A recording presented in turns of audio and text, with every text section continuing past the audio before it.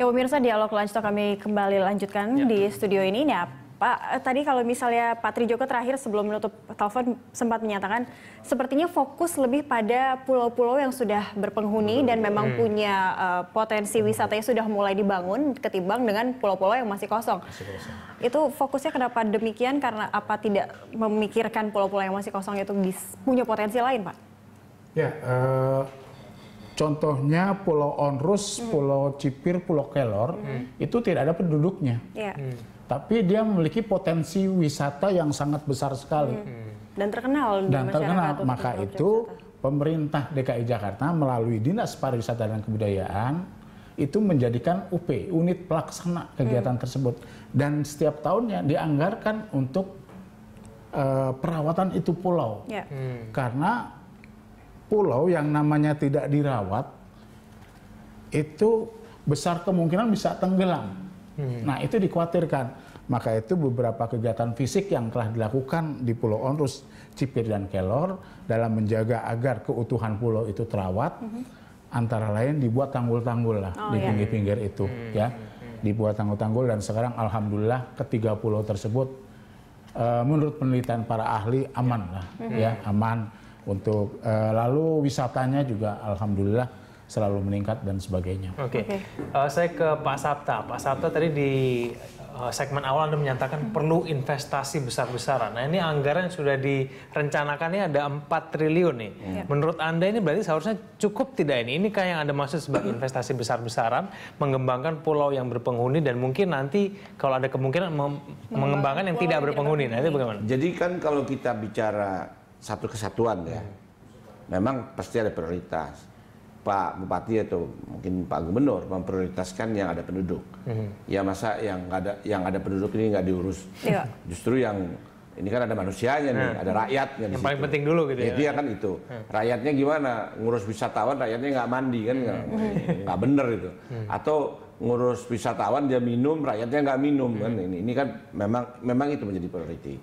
Tetapi kalau kita bicara secara keseluruhan, kan pulau-pulau yang tidak ada penduduknya juga potensi untuk dikembangkan itu jadi objek menjadi destinasi wisata, ya kan? Apalagi pulau-pulau di sana kan banyak yang spesifik. Ada pulau tadi pulau rambut, ada pulau macam-macam yang punya kekhasan, ya kan? Tadi ada ikoniknya di situ. Sehingga ini kan perlu juga dikembangkan infrastrukturnya kan, jaringan kesananya seperti apa, sehingga bisa dipasarkan. Siapa nih yang ingin menginvest di situ?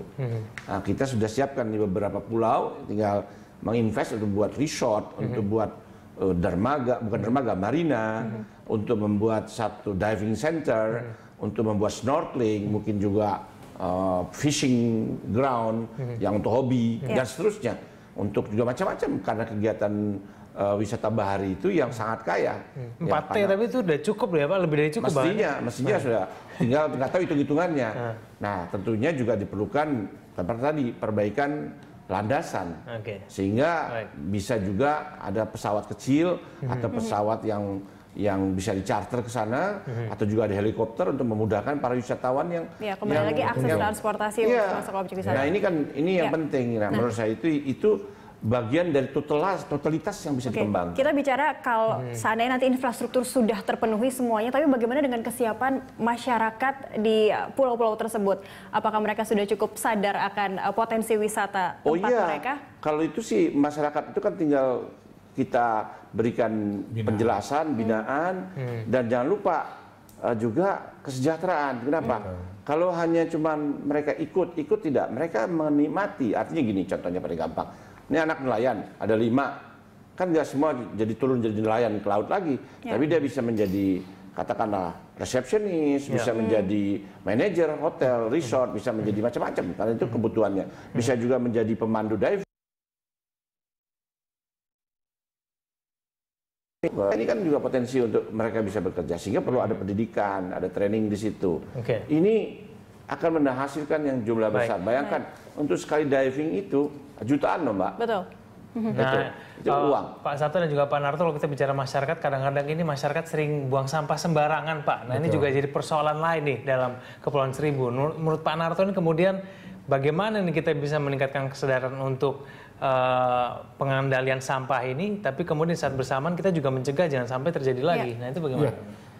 Artinya di tempat kami memang pulau destinasi wisata sebagai tujuan wisata di Kepulauan Seribu.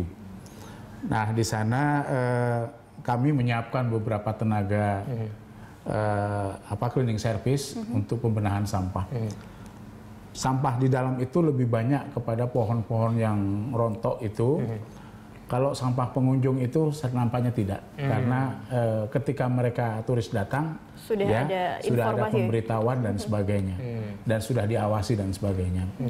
Lalu yang paling banyak juga di dermaga kami itu banyak sampah kiriman dari laut-laut yang nyebrang itu, dan sampai sekarang pun tetap kami melakukan pembinaan kepada para wisatawan yang berkunjung ke 3 pulau tersebut, ya, untuk menjaga kebersihan pulau itu sendiri. Ditambah ada juga kerjasama dengan komunitas-komunitas yang concern terhadap kebersihan pulau, ada bersih-bersih pulau seperti itu ya Pak? Betul. Ya. Nah kita tersambung lagi dengan Pak Trijoko. Ya, Pak Trijoko, ini juga ada mulai masuknya akses informasi, akses komunikasi dengan masuk ke internet. Ini hal yang pasti juga sangat dibutuhkan oleh wisatawan saat berkunjung ke pulau ya. Tanggapannya untuk pengembangan ini ke depannya nanti seperti apa Pak? Apakah bisa dirasakan untuk ke seluruh pulau? Tahun ini kita menambah BTS ya, 2 di Pulau Pramuka dan di Pulau Sabira yang paling luar. Itu supaya menambah keandalan coverage. Ya, target kita tahun ini ke 11 pulau ini sudah free wifi. Ya, sudah begitu 2016 atau malah kalau ini kemarin kami sudah melaporkan kita mau menginikan kecepatan internet itu kita set up 10 Mbps. Ya, kalau Mbak mungkin internetan di ini biasanya 1, sekian ya, Korea Selatan 22. Gitu. Ya, kita sekarang itu mau standarnya yang tinggi.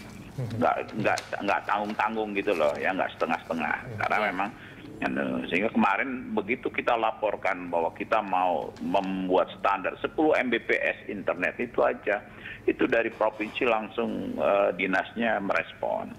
Nah perlu saya luruskan satu hal, pulau di Kepulauan Seribu itu ada 110 sekarang. 110 itu yang berpenghuni 11, yang 60-an itu resort, yang ada yang lain belum berpenghuni.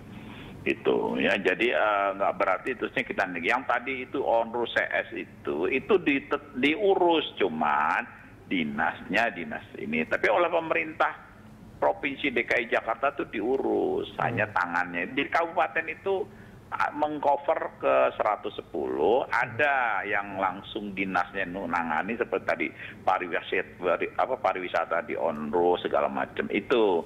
Jadi bukan terusnya nanti kita enggak ya.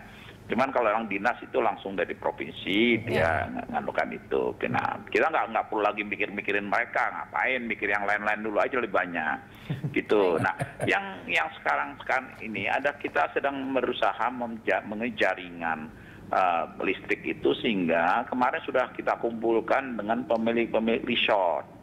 Karena kaitan masalah tingkat masalah PLN kan nggak mau buka jaringan hanya cuma katakan sedikit ya, maunya kan dia juga modalnya balik. Nah, itu kan urusan bisnis nih gitu. Jadi kita sudah arah situ. Kemarin sudah paparan ke kita 2 provider mau ininya hidroplane.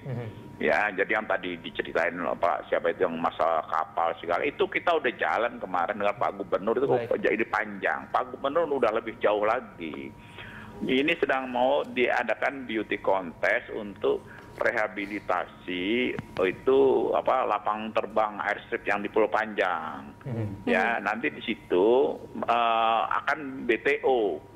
Build Transport Operate, jadi nggak kayak BOT kemarin yang di Ancol itu yang bikin ribut, ya. Karena kalau BOT itu kan T-nya itu transportnya udah berapa puluh tahun lagi baru kita udah nggak ada yang ini.